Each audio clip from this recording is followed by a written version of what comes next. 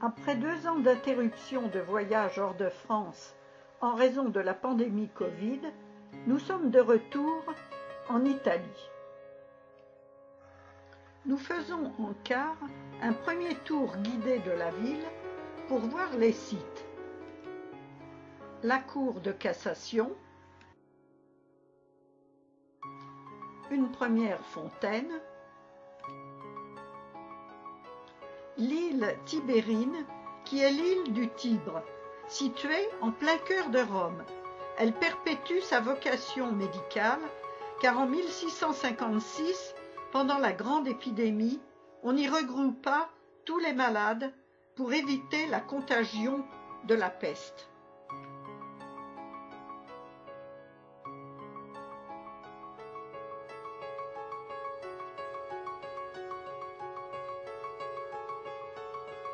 Un arrêt sur le mont Palatin va nous montrer Rome qui s'étend sous nos yeux.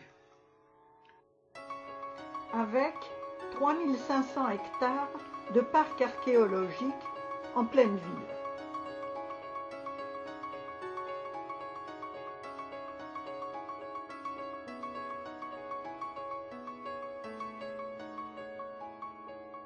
Dans les parcs, des statues de personnages ayant participé à la réunification en 1870 de Garibaldi.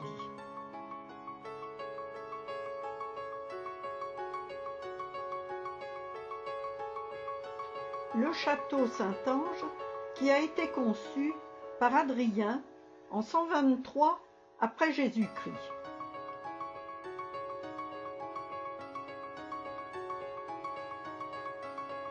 La fontaine des Naïades est située au centre de la place de la République. Lors d'une rénovation du quartier, la fontaine fut construite là en 1888. Le bassin circulaire a été décoré en 1901 avec les Naïades en bronze du sculpteur Mario Rutelli.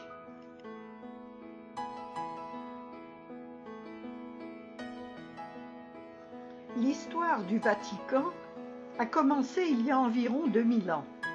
L'État du Vatican s'étend sur une superficie de 44 hectares. Il bat monnaie, émet ses timbres et imprime son quotidien. La magnifique colonnade qui entoure la place a été dessinée par Le Bernin entre 1656 et 1666.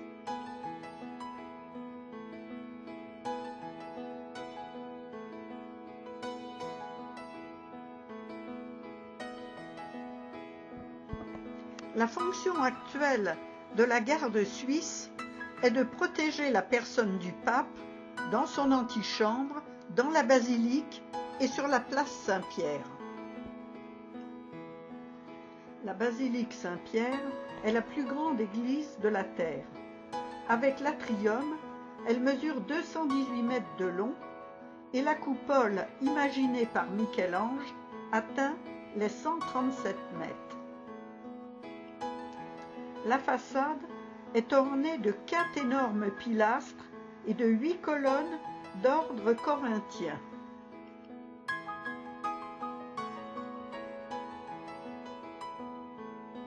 Mais pénétrons à l'intérieur de la basilique. À l'entrée sur la droite, la Pietà de Michel-Ange. Les dimensions de la basilique sont énormes.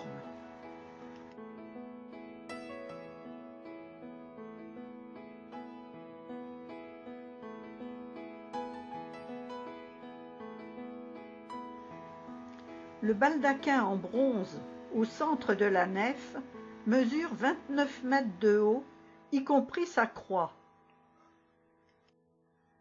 Il a été réalisé par Le Bernin et Borromini.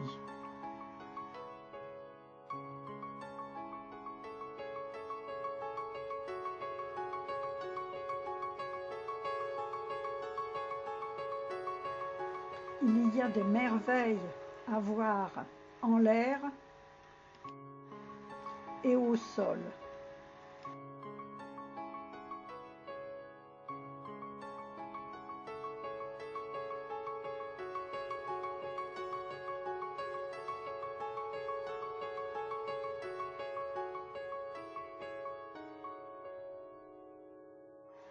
Nous nous dirigeons vers la chapelle Sixtine.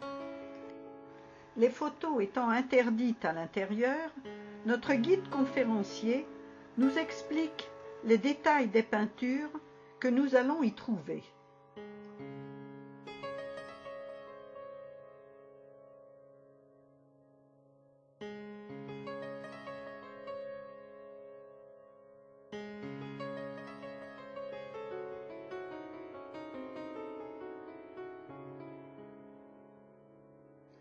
Nous nous dirigeons vers le musée Pio Clementino, qui fait partie des musées du Vatican.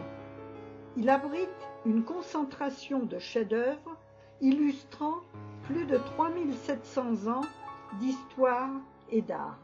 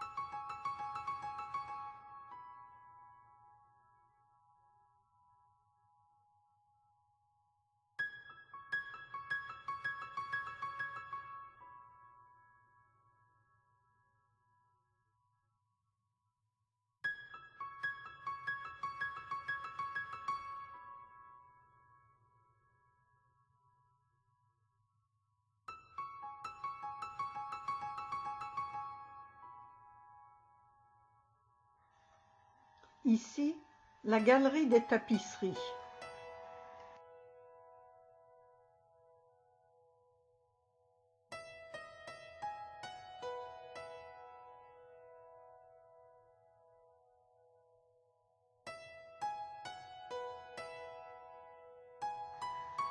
L'escalier de Bramante est un célèbre escalier en colimaçon, monumental double hélicoïdal allégorique, réalisé en 1932 par l'architecte italien Giuseppe Momo sous le pape Pie XI.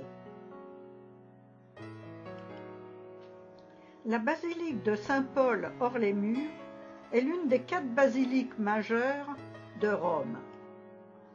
Sous le pontificat d'Alexandre III, cette basilique était le siège du titre cardinalice.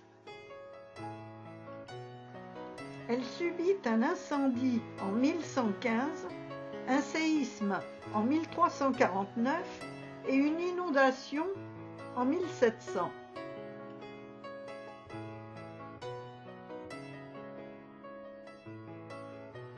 La mosaïque de la façade du XIe siècle fut remplacée par une nouvelle et actuellement c'est un édifice d'aspect plutôt néoclassique.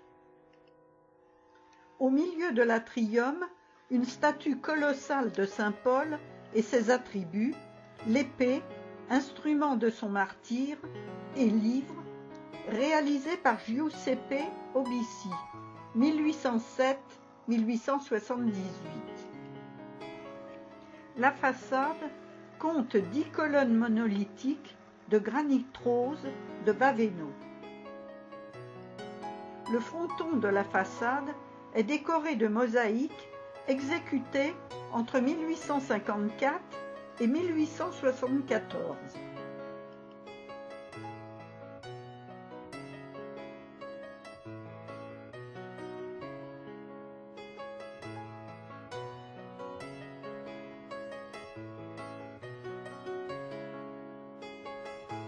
L'intérieur de la basilique latine, gigantesque, mesure 131,66 m de long, 65 mètres de large, 29,7 mètres de hauteur, avec 80 colonnes monumentales, monolithiques, en granit de Montofarno. La nef est divisée en 5 vaisseaux. Le sol et les murs sont ornés de motifs géométriques en marbre polychrome, et le plafond à caissons est décoré en stuc doré. Tous les vitraux sont en albâtre.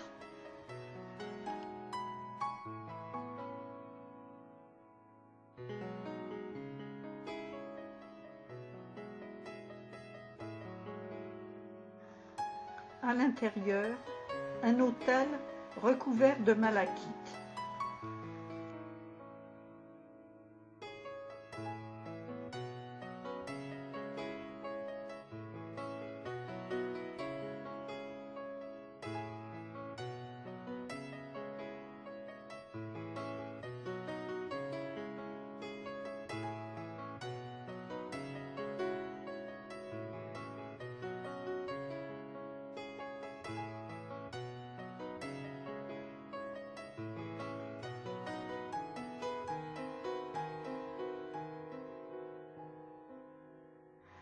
Et nous terminerons l'après-midi par la visite des catacombes. Le lendemain, nous partons pour Tivoli, qui est une ville de la province de Rome. Tivoli est située dans la région du Latium. C'est une très ancienne cité datant d'avant la colonisation romaine. Elle fut fondée vers 1215 avant Jésus-Christ.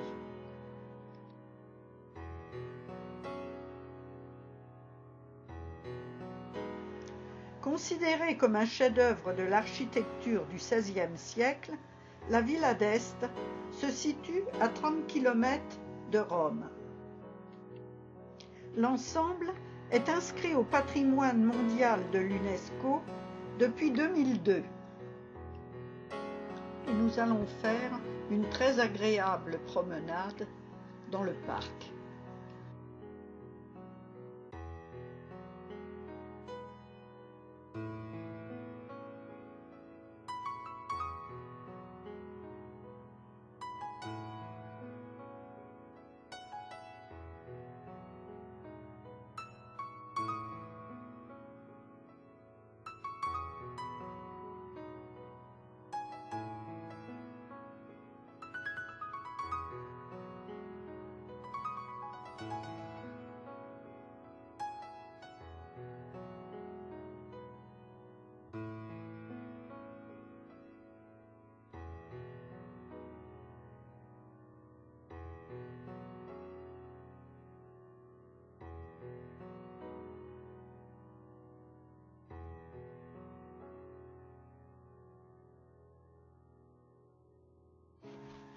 Ce quartier coloré, branché et bohème reste fidèle à ses origines prolétaires centenaires. Il est célèbre par ses brasseries locales et boutiques d'artisanat. Sur la Piazza di Santa Maria, une jolie fontaine, et derrière, l'église Sainte-Marie. Là, une statue réalisée en l'honneur des migrants. Et voici la basilique de Sainte-Marie du Trastevere, construite au IVe siècle et terminée au XIIe. Elle est d'architecture romane.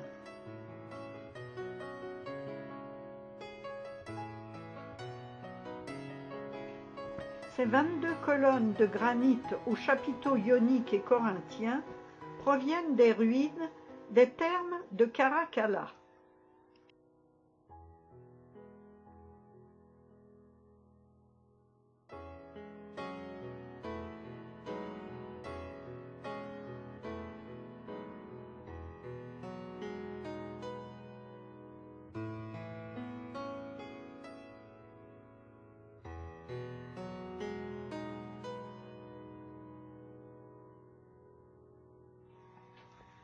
Passé le pont, nous arrivons dans le ghetto juif.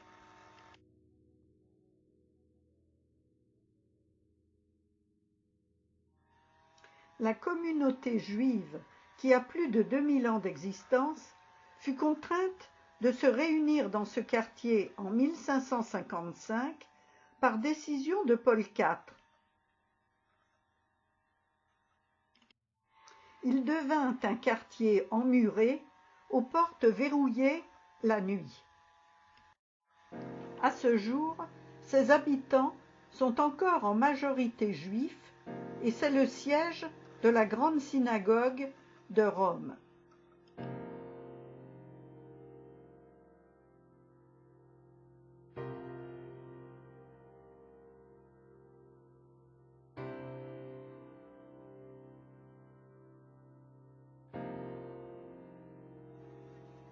Les ruelles sont tranquilles, avec des orfèvres et tailleurs à l'ouvrage.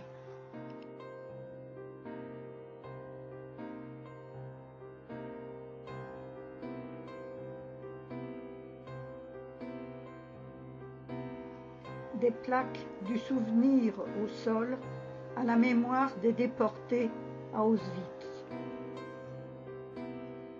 Le musée, contenant des objets d'art et archives de l'Holocauste, retraçant la vie de la plus vieille communauté juive.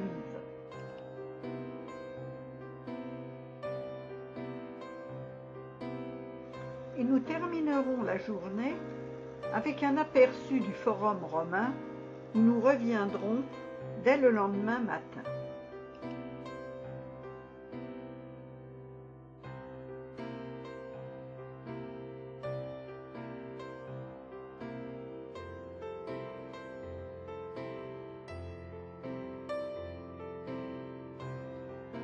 Et nous voici devant le Colisée. Son vrai nom est Amphithéâtre de Flavius. L'empereur Titus Flavius Vespasien commença à le construire en 70 après Jésus-Christ. Il fut inauguré par des jeux qui durèrent 100 jours. Ce n'est que plus tard qu'il a été appelé Colisée à cause d'une statue de Néron colossale située là, tout près.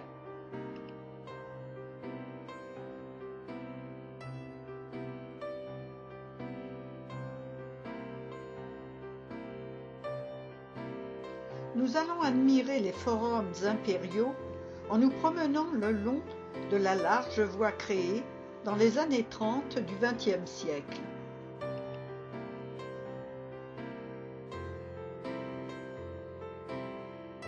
Le Forum romain est un musée à ciel ouvert.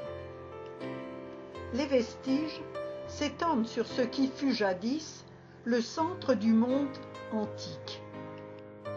Il était bordé de temples de marbre étincelants, de cours de justice et de bureaux.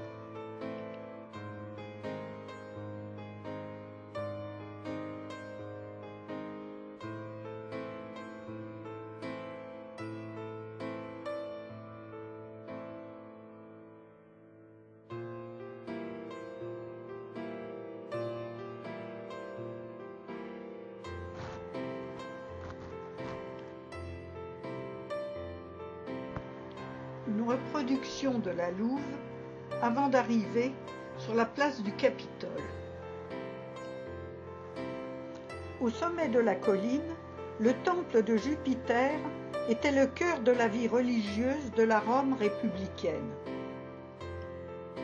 Elle continue à être le centre symbolique de la ville. L'aménagement actuel datant du XVIIe siècle fut imaginé par Michel-Ange. La statue de Marc Aurèle au centre est une copie. L'original se trouve dans les musées capitolins.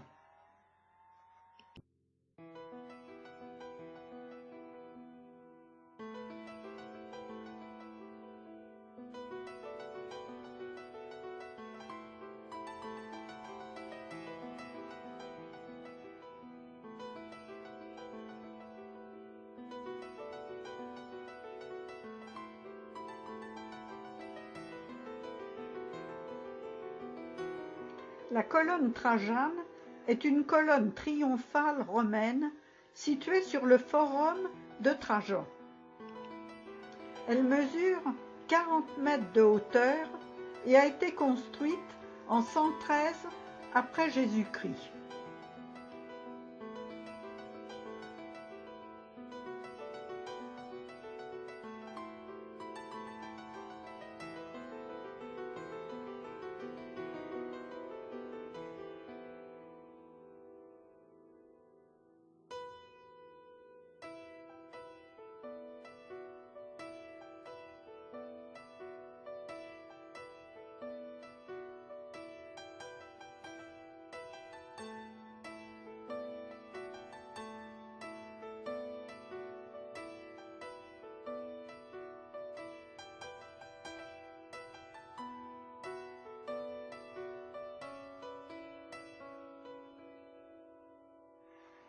Et nous voici à la fontaine de Trévi, immortalisée dans certains films comme La Dolce Vita ou Vacances romaines. Notre guide nous a rappelé la légende. Si l'on jette une pièce par-dessus son épaule dans la fontaine, on reviendra à Rome. Si on jette 2 pièces par-dessus son épaule, on va trouver l'amour. Et si on jette 3 pièces dans la fontaine, c'est pour obtenir le divorce. Mais nous admirerons seulement cette œuvre du XVIIIe siècle de Nicolas Salvi, qui montre le dieu océan sur un char tiré par des chevaux marins.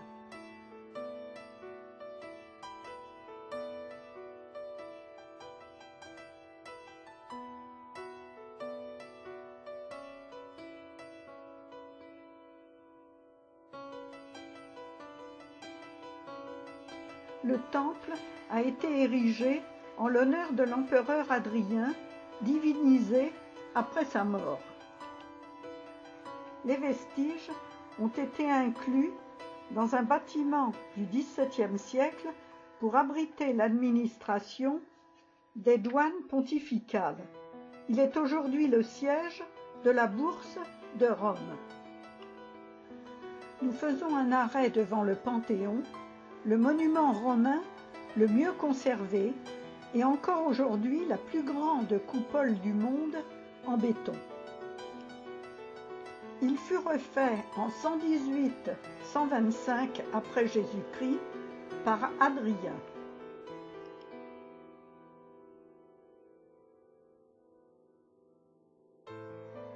Un détail de la fontaine sur la place de la Rotonde.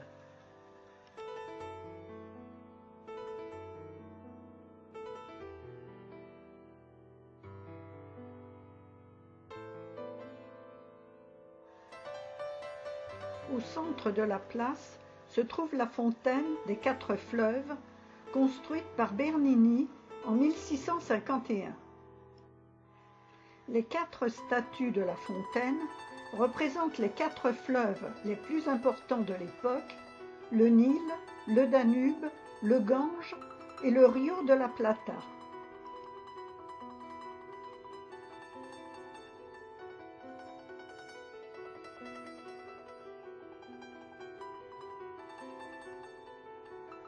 Cette église est située entre le Panthéon et la place Navone. Elle est l'église nationale des Français à Rome. Nous pourrons y voir de très belles peintures,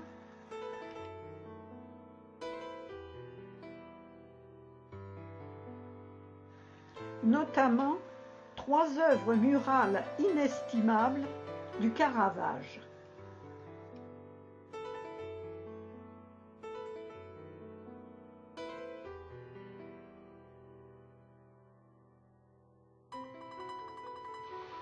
Et nous retournons sur la place Navone pour voir la fontaine de Neptune due à l'architecte Giacomo della Porta. Ce fut un grand artiste de l'époque baroque et sa fontaine passa inaperçue face à celle des 4 fleuves de Bernin, située, elle, au centre de la place.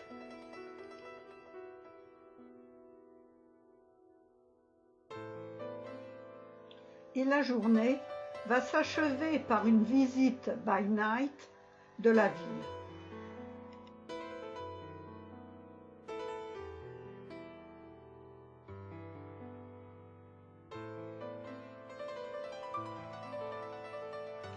Une promenade d'1h30 en car nous permettra de revoir tous les lieux visités.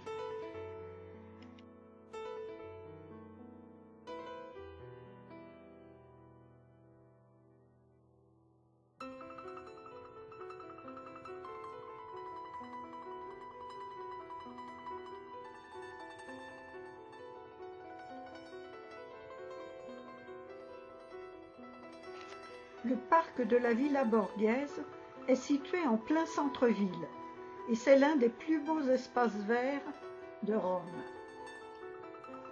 D'une surface de 5 km², le domaine accueille une collection d'œuvres d'art ainsi qu'un parc géologique. À noter qu'au début du XVIIe siècle, le mot villa désignait la propriété de campagne de gens aisés. La villa doit son nom au cardinal Scipione Caffarelli Borghese, qui fit construire une résidence d'été décorée de nombreuses fontaines et jeux d'eau de style baroque. Le parc, autour de cette demeure, fut ensuite ouvert au public. Et nous allons longer la Villa Médicis. C'est à l'emplacement des célèbres jardins de Lucullus, où l'impératrice Messaline a été assassinée, que fut édifiée la villa au XVIe siècle. En 1576, le mécène Ferdinand de Médicis achète la demeure et en fait une vitrine des arts. Du haut d'une terrasse, nous jetons un regard sur la place del Popolo. C'est l'entrée spectaculaire des visiteurs provenant du nord.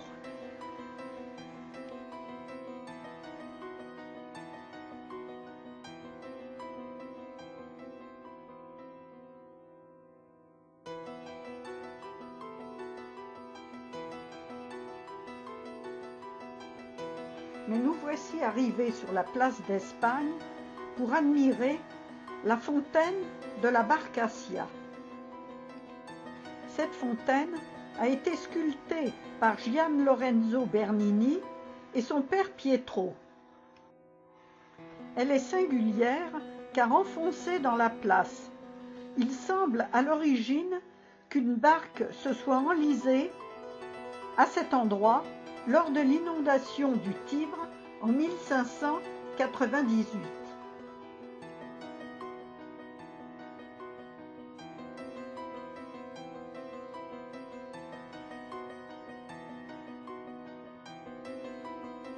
Nous ne pouvons quitter l'Italie sans déguster une pizza, ainsi qu'une bonne glace,